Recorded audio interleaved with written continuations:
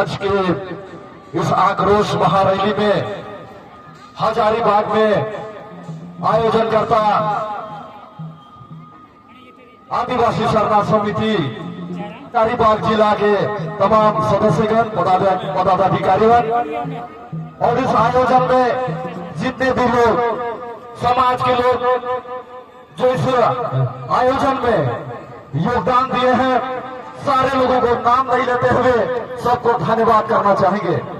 और आज इस महारैली में हुंकार भरने के लिए हमारे बीच केंद्रीय सरना समिति के पूरे टीम अध्यक्ष फूलचंद तिर्की जी, महिला अध्यक्ष निशा भगत जी, प्रवक्ता एंजल लकड़ा जी, खुशबू नायक जी, अमित टोपो जी, पूजा लकड़ा जी, जो कि नागपुरी जगत में एक इतिहास बनाने का काम कर रहे हैं और इस आंदोलन में भी धार देने का काम कर रहे हैं। हमारे जिला अध्यक्ष हजारीबाग महेंद्र बेग जी, मनोज टूडू जी और तमाम आयोजनकर्ता को मेरी ओर से फूल जोहार। थोड़ा माइक ठीक कर देना भाई, ऑपरेटर थोड़ा माइक ठीक कर देना। तो जैसे कि पूरे राज्य भर में लगभग 2 महीना से इस कुर्मी आंदोलन में हम लोग हर जगह जाके अपनी बातों को रखने का काम कर रहे हैं। कुर्मी समाज आज हमारे बीच में आदिवासी बनने को लेकर रेल छेका और डहर टेका करने का काम किया। आदिवासी शांति प्रिय होता है, आदिवासी को छेड़ने का काम किया। तो हमारा आदिवासी समाज का झंडा में क्या गाता है? पहले हमारे आदिवासी समाज में का झंडा में दूर तक है, ये गाता है शांति। अगर आदिवासी समाज को हिला दोगे तो दूसरा पट्टी इसका चल जाएगा लाल का, ये लाल का प्रतीक है क्रांति का।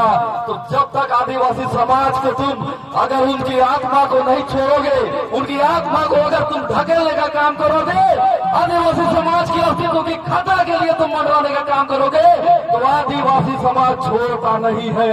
जिसका प्रमाण है कि 2 महीना से आग लगा हुआ है। जिस कोयलांचल की धरती में जब कोयला में आग लगता है तो क्या जल्दी ठंडा होता है? नहीं होता है। उसी प्रकार हमारा आदिवासी समाज की आग में हमारे आदिवासी समाज के खून को खौलाने का काम किया है, तो क्या जल्दी ठंडा होगा? नहीं होगा। आदिवासी समाज बताने का काम कर रहे हैं कि रल छेका और डेहर छेका करने से आदिवासी डरेगा नहीं, घबराएगा नहीं, क्योंकि संविधानिक अधिकार भी आदिवासियों के पास है।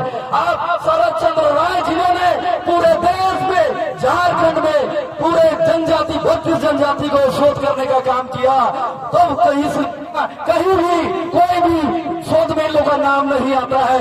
आना चाहिए। कोई भी इतिहास के पन्नों में इनका नाम नहीं आता। ये लोग अपने कि हम लोग राण सभ्यता से आए हैं, हम लोग का सिंधु घाटी सभ्यता, राण सभ्यता का कोई भी इतिहास में जिक्र नहीं है। अगर जिक्र होता है किसी का, इस सभ्यता का अगर विकास का जिक्र मिलता है तो कहाँ मिलता है? सिंधु घाटी सभ्यता में मिलता है। ये फर्जी लोग कैसे बता देता है कि हम लोग राण सभ्यता का है। आज इतिहास पढ़ने वाले आ गए, गलत तरीके से इतिहास को मोड़ तोड़ के आप जोड़ोगे तो ऐसा नहीं चलेगा। अब आदिवासी समाज पढ़ने लगा है, लिखने लगा है, राजनीतिक और सामाजिक परिवेश को समझने लगा है। तो आपसे कहना चाहेंगे कि आप इस घटना को पूरा नहीं कर सकते हैं। आपको तो महाराजाओं के समय में यहाँ पर खेती बाड़ी करने के लिए लाया गया था। आप उत्पादन में, आप कृषि कर्मी में आप उन्नत है, आप खेती बाड़ी करने में माहिर है, इसलिए आपको राजा महाराजाओं के दौर में आपको खेती बाड़ी करने के लिए लाया गया था। जब हमारे आदिवासी लोगों का, राजा लोगों का, आदिवासी इस देश का मूल मालिक है और इस झारखंड का प्रथम व्यक्ति भी आदिवासी समाज से है। आदिवासी का इतिहास इस झारखंड से शुरू होता है और झारखंड की राजधानी सुतियाम्बेगढ़ से शुरू होता है। आदिवासी का राज कैसे चालू हुआ? जब महाराजा मंगरा मुंडा ने पूरे झारखंड प्रदेश में अपने राजधानी सुतियाम्बेगढ़ को बनाया तो वहां से शासन स्थापित किया।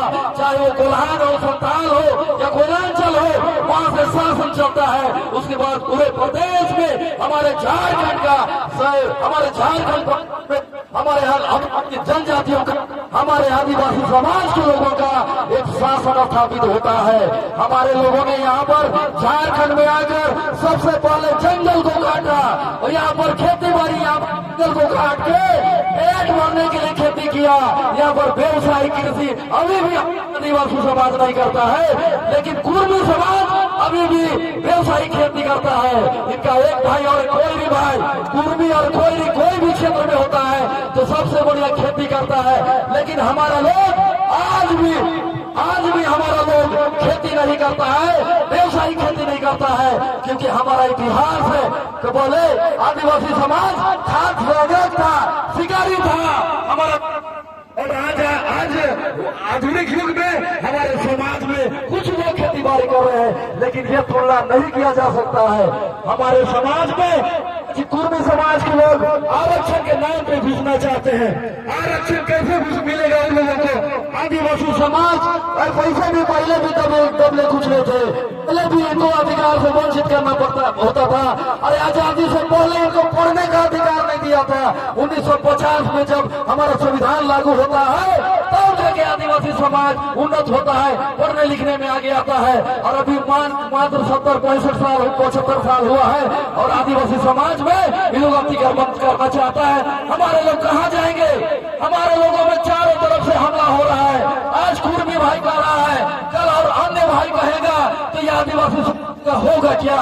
आज नेताओं को शर्म होना चाहिए। आदिवासी जिस भी मंच में है, जिस क्षेत्र में है, उनकी परिकल्पना कर नहीं सकते हैं। माननीय हेमंत सोरेन आज मुख्यमंत्री है, लेकिन हमारा जल जंगल जमीन सुरक्षित नहीं है, पैसा एक लागू नहीं है। आज अगर 20 किलोमीटर आप अगर देहात के क्षेत्रों में जाएंगे तो पीने का पानी नहीं है, अच्छा सड़क नहीं है। आप लोग भी देहात क्षेत्र से आए होंगे, लेकिन ये महसूस करते होंगे कि आजादी जो हम लोग को मिला है, ये आजादी केवल कहने मात्र का रह गया है। ये कार्यक्रम जो 25 साल हो गया है, कहने मात्र का हो गया है, युवा झारखंड हो गया है। अब ऐसा नहीं चलेगा।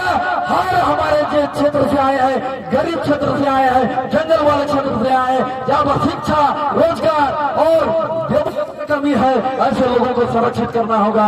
मैं इन मंच के माध्यम से करना चाहूंगा, एक तरफ शिक्षा, स्वास्थ्य और रोजगार के लिए पलायन कर रहे हैं दूसरे लोग, और हमारे बीच में कुर्मी भाई लोग यहाँ पर घुसना चाहते हैं, तो ऐसा नहीं होगा। मैं इस मंच से चेताना चाहूंगा कि जब आप हमारे आदिवासी को छेड़ोगे की तरह आपको काटने वाला है, आपको छोड़ेगा नहीं। और जिस तरह कोयले में आग लगता है और जल्दी ठंडा नहीं होता, आदिवासी समाज भी जल्दी ठंडा नहीं होगा और आपका स्टेटमेंट को बंद करना होगा। हम जागे नहीं करते हुए अपने शब्दों को बहुत सारे वक्तागण है, अपने शब्द को अंत करते हैं। जोहार, जय झारखंड, जय सरनाथ, कभी ना मरना।